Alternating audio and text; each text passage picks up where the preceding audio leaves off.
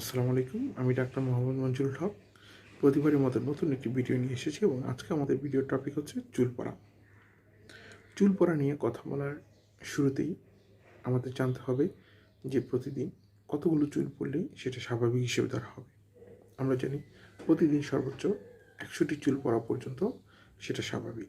অর্থাৎ কারো যদি 100টার বেশি চুল পড়ে তাহলে সেটা টাক কিংবা মারাত্মক হিসেবে দেখা দিতে পারে। এখন চুল পড়ার অন্যতম কারণ আমাদের দেশের প্রেক্ষিতে সেটা বলা যায় হচ্ছে কারো মাথা যদি মাত্রাতিরিক্ত পরিমাণে খুশকি থাকে সেক্ষেত্রে তাদের চুল বেশি করে পড়তে পারে, চুলের গোড়া অত্যন্ত নরম হয়ে চুল পড়ার পরিমাণটা বেড়ে যেতে পারে।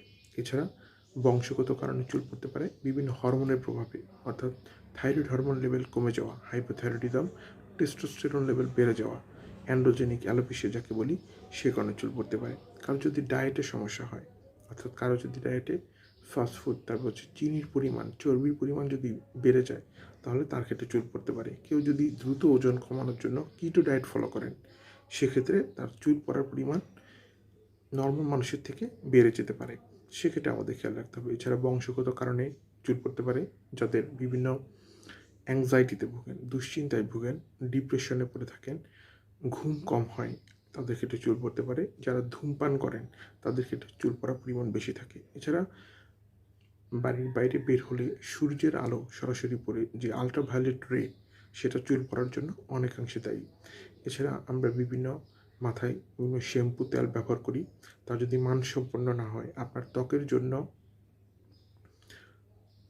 উপযুক্ত না হয়, তাতে যদি বিভিন্ন ধরনের কেমিক্যালের পরিমাণ পর্যাপ্ত পরিমাণে না থেকে মাত্রাতিরিক্ত থাকে তবে তার চুল পড়ার জন্য অনেকাংশে দায়ী।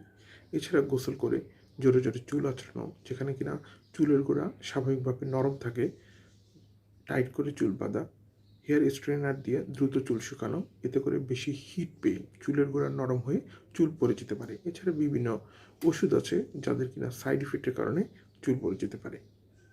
ধন্যবাদ।